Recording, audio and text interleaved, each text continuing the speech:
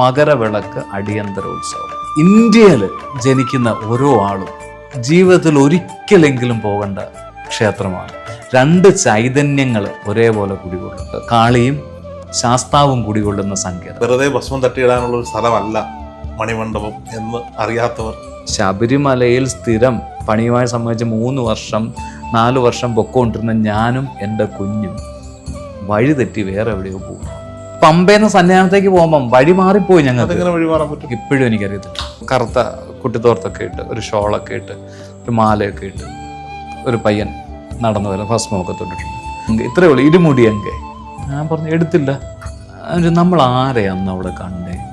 ഈ പുസ്തകം എടുത്ത് നോക്കിയപ്പം പെട്ടെന്ന് ഞാൻ വരച്ചു വെച്ചിരിക്കുന്ന അയ്യപ്പൻ്റെ ആ പയ്യൻ്റെ ഫേസ് ഉണ്ടല്ലോ, പക്ക എൻ്റെ മനസ്സിലെ ആര്യൻ കേരളൻ്റെ കുട്ടിക്കാലം ചെയ്യാൻ വേണ്ടി ഞാൻ വരച്ചു വെച്ച രൂപമായിരുന്നു ഞങ്ങളോട് വന്ന് ഇരുമുടി എന്തിയെന്ന് ചോദിക്കും. എന്നെ സംബന്ധിച്ചത് അയ്യപ്പനാ. നമ്മളങ്ങനെ പറഞ്ഞല്ലോ, 6-ാം ദിവസം അങ്ങനെ അവിടെ ഗുരുതി നടത്തുന്നു. ഈ ഗുരുതി സന്നിധാനത്തെ ദീപാരാധനയും അത്താഴപൂജയും എല്ലാം കഴിഞ്ഞിട്ടാണ് ഗുരുതി. അതിൽ ഗുരുതിയാണ് നടത്തുന്നത്. ഭദ്രകാളി ദേവിക്ക് ഉള്ള ഗുരുതിയാണ്. ഭദ്രകാളിക്ക് ദേവി ശബരിമല ഞാൻ പറഞ്ഞല്ലോ, ശബരിമലയുടെ കൗളമാണ്. കൗളമാണോ എന്ന് ചോദിച്ചാൽ എനിക്ക് ഗുരുതി നടത്തുന്നു, അത്രയും എനിക്കത് അറിയാവുന്നല്ല. കാരണം ഗുരുതി നടത്തുന്നു.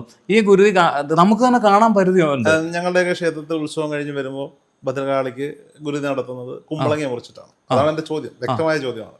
ഞാൻ അവിടുത്തെ സമ്പ്രദായം നമ്മളിപ്പോൾ ചോദിക്കുമ്പം, കാരണം ചോദിക്കാൻ പോലും പാടില്ലാത്ത കാര്യങ്ങളാണ്. എന്നോടൊന്നല്ല, അത് നടത്തുന്നവരോട്. ഗുരുതി കഴിഞ്ഞാൽ ഉടനെ കുമ്പളങ്ങ വെട്ടുന്ന ഗുരുതി നമുക്ക് കാണാം. അത് ഞാൻ പറഞ്ഞല്ലോ, ഭഗവതിക്ക് വേണ്ടി നടത്തുന്നത്. ആ ഗുരുതി കഴിയുമ്പോൾ തന്നെ അവിടെ നിൽക്കുന്ന ഭക്തജനങ്ങളായിട്ടുള്ളവരെ എല്ലാം ഇറക്കി വിടും, പൊക്കോളം പറയും. അതിനുശേഷം പന്തളം കൊട്ടാരത്തിലെ ആൾക്കാർ അവിടെ നിന്ന് പിന്നീടുള്ള ചടങ്ങുകളിൽ പങ്കെടുക്കും. അതെന്താണെന്ന് കാണാനോ അല്ലെ അതറിയാനോ ഞാൻ ശ്രമിച്ചിട്ടില്ല. കാരണം അതിന് അതിൻ്റെതായ രഹസ്യ സ്വഭാവം ഉള്ളത് കൊണ്ട് നമ്മളത് ചോദിക്കുന്നത് ശരിയല്ലല്ലോ. അപ്പോൾ രഹസ്യ സ്വഭാവമായിട്ട് തന്നെ ഇരിക്കട്ടെ. നമ്മളൊരാളത് ഇതെല്ലാം നടക്കുന്നത് മാളികപ്പുറം ക്ഷേത്രത്തിന് മുന്നിൽ, മണിമണ്ഡപത്തിൻ്റെയും മാളികപ്പുറം ക്ഷേത്രത്തിൻ്റെ മാളികപ്പുറം സമുച്ചയത്താണ് ഇതെല്ലാം നടക്കുന്നത്. അങ്ങനെ 7-ാം ദിവസം രാവിലെ കൊട്ടാരം, പന്തളം കൊട്ടാരം പ്രതിനിധിക്ക് മാത്രം, അദ്ദേഹത്തിൻ്റെ കൂടെ വന്നവർക്കും തൊഴുത് തിരുവാഭരണം ഏറ്റെടുത്ത് തിരിച്ച് 18 പടി ഇറങ്ങി ഒരു കിഴിപ്പണം തമ്പുരാന് ഉത്സവം നടത്തിയതിൻ്റെ ബാക്കി പണം യജമാനൻ തമ്പുരാനെ നൽകുന്നു. അടുത്ത വർഷത്തേക്ക് വേണ്ട കാര്യങ്ങൾ തമ്പുരാൻ യജമാനെ ഏൽപ്പിച്ച് മേൽശാന്തി താക്കോല് തമ്പുരാനെ നൽകി തിരിച്ച് യജമാനെ ഏൽപ്പിച്ച് പടിയിറങ്ങുന്നതാണ്. ആ 7 ദിവസമാണ് ശരിക്കും ശബരിമലയിലെ ഉത്സവം എന്ന് പറയുന്നത്. മകരവിളക്ക് അടിയന്തരോത്സവം അല്ലെ മകരവിളക്ക് മഹോത്സവം. ഇതാണ് ശരിക്കും ശബരിമലയുടെ ഒരു സമ്പ്രദായം. ധർമ്മശാസ്താവിൻ്റേത് താന്ത്രിക വിധിയാണ്. അത് ഈ പറയുന്ന കൊടിയേറ്റുത്സവമുണ്ട്, 41 മഹോത്സവമുണ്ട്, പിന്നെ നടതുറപ്പ് ഉത്സവമുണ്ട്. അങ്ങനെ അത് താന്ത്രികമാണ്. അത് ധർമ്മശാസ്ത്ര ക്ഷേത്രത്തിലാണ് നടക്കുന്നത്. അവിടെ ഭഗവാന്റെ ചൈതന്യവും ഉണ്ട്. അവിടെ നടക്കുന്ന ഉത്സവം താന്ത്രികമാണ്, ആഗമന സമ്പ്രദായമാണ്. മറ്റേത് ഗോത്രവിഭാഗം തന്നെയാണ് ഇന്നും ചെയ്യുന്നത്. അവിടെ ആ സമ്പ്രദായത്തിൽ നടക്കുന്ന ഉത്സവം, ഇത് ആഗമ സമ്പ്രദായത്തിൽ നടക്കുന്ന ഉത്സവം. മലയാളിയായ ഒരാൾ അല്ലെ കേരളത്തിൽ, ഇന്ത്യയിൽ ജനിക്കുന്ന ഓരോ ആളും ജീവിതത്തിൽ ഒരിക്കലെങ്കിലും പോകേണ്ട ക്ഷേത്രമാണ് ശബരിമല. കാരണം അതും ഈ പറയുന്ന പോലെ സമ്പ്രദായങ്ങൾ തന്നെ, 2 സമ്പ്രദായങ്ങൾ, ആഗമ സമ്പ്രദായമുണ്ട്, ഗോത്ര സമ്പ്രദായമുണ്ട്.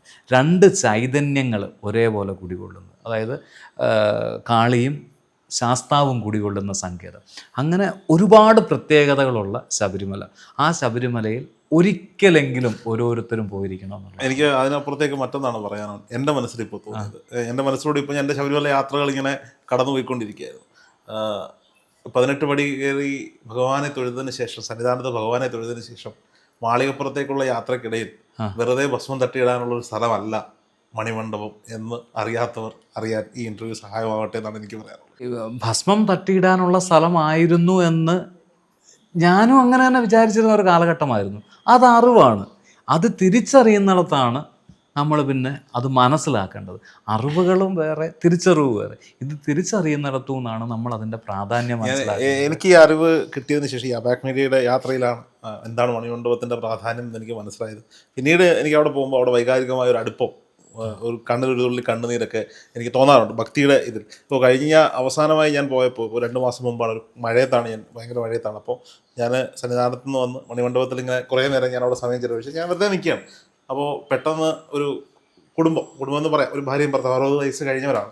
ഇവർ വന്നൊരു മണി നമ്മുടെ മണ്ഡപത്തിൽ കെട്ടിയപ്പോൾ തന്നെ എൻ്റെ കൂടെ വന്ന ആളിത് പൊട്ടിക്കുകയും ചെയ്തു. അപ്പോൾ തന്നെ ഇവര് എന്ത് പണിയാണ് കാണിച്ചേ, ഞങ്ങൾ കെട്ടിയല്ലേ. ഇപ്പം ഞാൻ പറഞ്ഞു അങ്ങനെയാണ് അവിടുത്തെ രീതി എന്ന് പറഞ്ഞു. ഇത് പറഞ്ഞപ്പം ഞാൻ ആദ്യം പറയുന്ന 2 കാര്യങ്ങളുണ്ട്. കഥ സംഭവിച്ചിട്ടുള്ള അനുഭവങ്ങൾ. ഞാൻ അയ്യപ്പനെ കണ്ടിട്ടുണ്ടോ എന്ന് ചോദിച്ചില്ല. ഞാൻ അതിലേക്കാണ് വരാൻ പോകുന്നത്, അതിലേക്കാണ് ഞാൻ കൊണ്ടുവന്നുകൊണ്ടിരുന്നത്. ഞാൻ അയ്യപ്പനെ കണ്ടിട്ടുണ്ടോ എന്ന് ചോദിച്ചാൽ അത് പറയേണ്ടത് മണിമണ്ഡപം അറിഞ്ഞതിന് ശേഷമാണ് ഞാൻ അയ്യപ്പനെ കണ്ടത്, അതിന് മുമ്പല്ല. ഞാൻ ഈ നമ്മൾ പറഞ്ഞ കഥകളൊക്കെ എൻ്റെ മനസ്സിൽ ഞാനൊരു പുസ്തകമാക്കാൻ എഴുതി വെച്ചിരുന്നത്, അല്ലെങ്കിൽ ഒരു സിനിമയാക്കാൻ പോലും ചിന്തിച്ച കഥകളാണ്. പക്ഷേ ഇങ്ങനൊരു സിനിമ ചെയ്യാൻ ഞാൻ തയ്യാറാകാത്തതും, ഞാൻ ഇടയ്ക്കൊന്ന് ആഗ്രഹിച്ചിരുന്നു, തയ്യാറാകാത്തത് ഇതെൻ്റെ മാത്രം അറിവാണ്.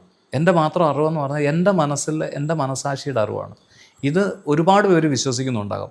ഇതിനകത്ത് തെറ്റുണ്ടെങ്കിൽ ഞാൻ വീണ്ടും സമൂഹത്തെ തെറ്റിദ്ധരിപ്പിക്കപ്പെടുകയാണ്. അതുകൊണ്ടാണ് സിനിമ എന്ന് പറയുന്ന എൻ്റെ ചിന്തയിൽ നിന്ന് ഇത് സിനിമയാകേണ്ടതാണെങ്കിൽ പുള്ളിക്കാരൻ സിനിമയാക്കും, അതെനിക്ക് ഉറപ്പാണ്.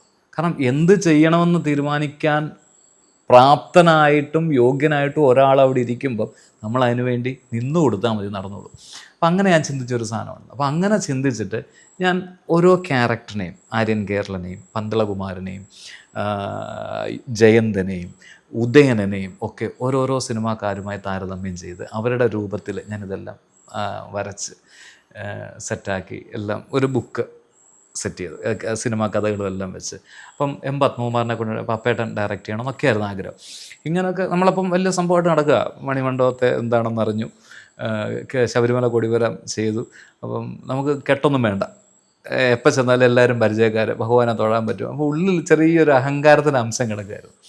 അപ്പോൾ ഇങ്ങനെ ഞങ്ങളെല്ലാവരും കൂടെ പൊയ്ക്കൊണ്ടിരുന്ന സമയത്ത് ഞാനും എൻ്റെ കുഞ്ഞും ശബരിമലയിൽ സ്ഥിരം പണിയുമായി സംബന്ധിച്ച് 3 വർഷം 4 വർഷം പൊയ്ക്കൊണ്ടിരുന്ന ഞാനും എൻ്റെ കുഞ്ഞും വഴിതെറ്റി വേറെ എവിടെയോ പോവുക.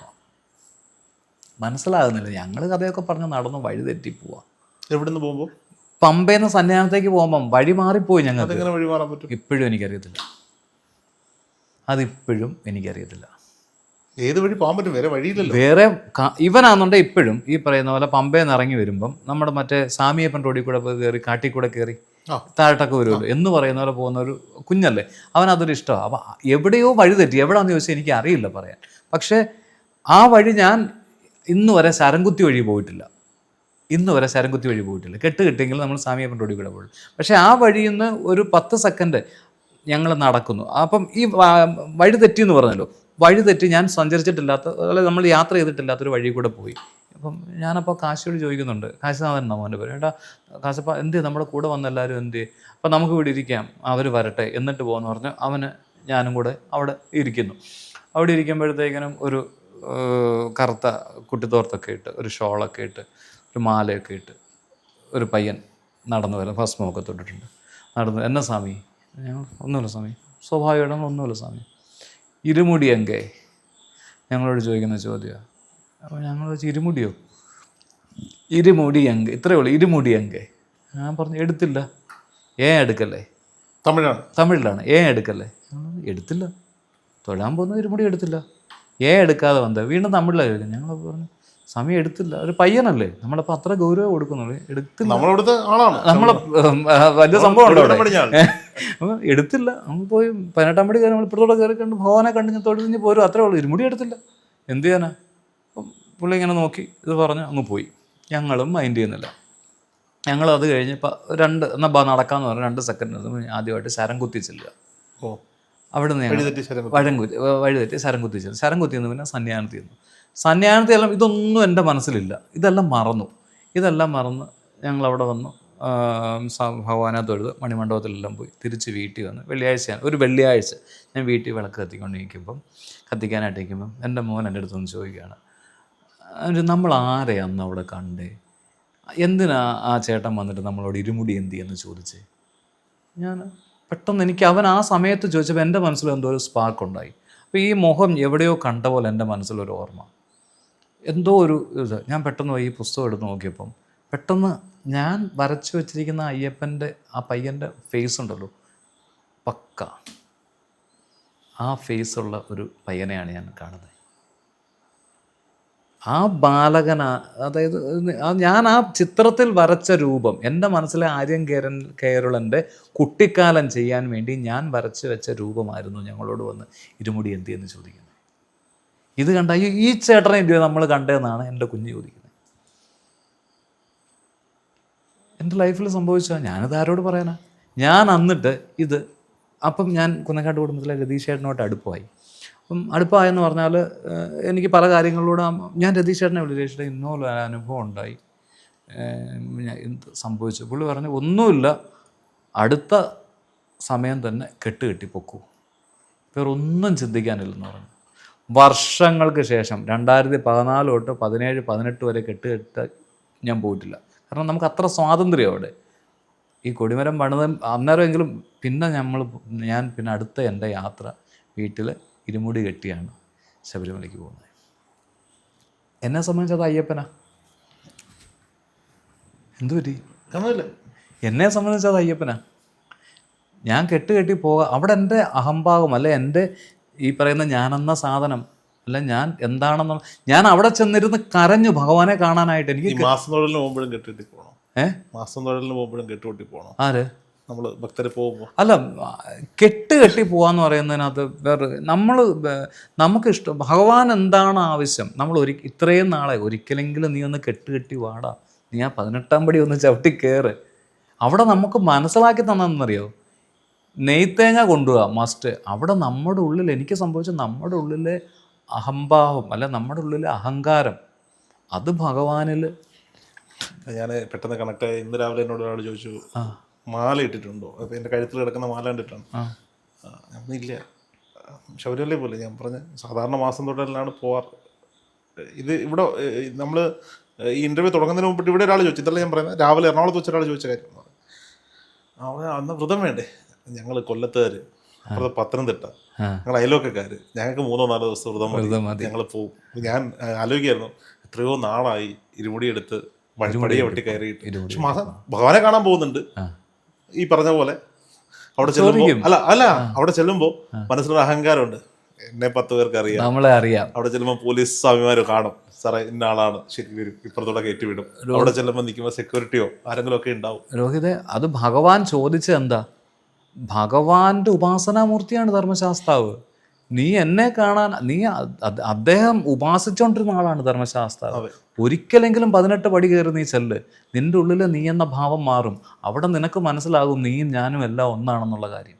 അവിടാണ് നമ്മൾ ഈ നെയ്ത്തേങ്ങ കൊണ്ടുപോയി നെയ്യഭിഷേകം, നമ്മുടെ ഉള്ളിലെ അഹങ്കാരം അല്ലെ അഹന്ത ഭഗവാനിൽ അർപ്പിച്ചിട്ട് ആ തേങ്ങ നമ്മൾ അഗ്നിയിൽ, ആ അഗ്നിയാണ് ഭഗവാൻ ബ്രഹ്മചാരിയാണെന്ന് നമ്മളെ മനസ്സിലാക്കി തരുന്നത്. ഭഗവാന്റെ മുമ്പിലുള്ള അഗ്നിയാണ് ബ്രഹ്മചാരി, അതായത് നൈഷ്ഠിക ബ്രഹ്മചാരിയുടെ മുമ്പിലുള്ളതാണ് അഗ്നി, ഹോമകുണ്ഡം. ആ ഹോമകുണ്ഡത്തിലേക്ക് ശരീരമാകുന്ന നമ്മുടെ ശരീരമാകുന്ന തേങ്ങയെ നമ്മളുടെ ശരീരത്തെ അവിടെ ഉപേക്ഷിച്ച് നമ്മുടെ അഹന്തയെ നെയ്യിലൂടെ നമ്മുടെ ഭഗവാനിലേക്ക് ലയിപ്പിച്ച് നമ്മുടെ അഹന്തയും നമ്മുടെ ശരീരവും അവിടെ ഉപേക്ഷിച്ച് ഒന്നുമല്ലാതെ നമ്മൾ പടിയിറങ്ങുകയാണ്. പടിയിറങ്ങി പമ്പ വരുമ്പോൾ വീണ്ടും നമുക്കുണ്ടാകുന്ന ത്വരയെന്താ? മല കയറുമ്പോഴും ബുദ്ധിമുട്ട്, മല ഇറങ്ങുമ്പോഴും ബുദ്ധിമുട്ട്. പമ്പയിലെത്തുമ്പം അറിയാതെ തിരിഞ്ഞു നിന്ന് നമ്മൾ പറയും, ദൈവമേ ഇനി എപ്പോൾ വരാൻ പറ്റും? ആ ഇറങ്ങുന്ന 1 സെക്കൻഡ് മുമ്പ് വരെ നമ്മുടെ മനസ്സിലൊന്ന് താഴെ ചെന്നാൽ മതിയായിരുന്നു. താഴെ ചെന്നാൽ അടുത്ത നിമിഷം നമ്മൾ ചിന്തിക്കുന്ന ഭഗവാനെ ഇനി എന്നാ ഒന്ന് വരുന്നതെന്നുള്ളതാണ്. ഞാനങ്ങനെ ചിന്തിക്കുന്നത്. എല്ലാവരും അങ്ങനെയെന്നാണ് ഞാൻ കരുതുന്നത്. എനിക്ക് മുമ്പിലിരിക്കുന്ന രോഹിതിനെ പോലും നമ്മൾ ഈശ്വരനായിട്ട് കാണണം. വേണ്ടേ? രോഹിതിൻ്റെ ഉള്ളിൽ ഒരു ഈശ്വര ചൈതന്യം ഉണ്ട്, എല്ലാവർക്കും ഉള്ളിലുണ്ട്. അങ്ങനെ കാണാൻ കഴിയുമ്പോഴേ നമ്മുടെ ഉള്ളിൽ നമ്മളെന്താണ് നമുക്ക് തിരിച്ചറിയാൻ പറ്റും. നമ്മളൊന്നുമല്ല രോഹിത്. കാരണം ശബരിമലയിൽ ഞാൻ പറഞ്ഞല്ലോ, ശബരിമല കൊടിമരം പണിയുന്ന സമയത്ത് പോലീസുകാരെ, ഗാർഡ്, തിരുമേനിമാരെ എല്ലാവരും നമ്മളെ അറിയാം. നമുക്ക് ആ നേരെ ചെന്നൊന്നുമില്ല, സോപാനത്തിലോട്ട് നമുക്ക് തൊഴുക. വ്രതമെടുത്ത് 41 നാൾ കഠിന വ്രതമെടുത്ത് കഷ്ടപ്പെട്ട് കയറി വരുന്നവർക്ക് അങ്ങനെ തൊഴാൻ പറ്റുന്നില്ല. അതൊരു അഹങ്കാരമായിരുന്നു നമ്മുടെ മനസ്സിൽ. അങ്ങനെ ചെയ്യാൻ പാടില്ല എന്നുള്ളത് കെട്ടി പോകുമ്പോഴാണ് നമുക്ക് മനസ്സിലാകുന്നത്. അപ്പോൾ അതുകൊണ്ട് കെട്ടി ഞാൻ ആദ്യം പറഞ്ഞത് ഒരിക്കലെങ്കിലും ജീവിതത്തിൽ ശബരിമല പോയിരിക്കണം, ഭഗവാനെ കാണണം, മണിമണ്ഡപം എന്താണെന്ന് അറിയണം.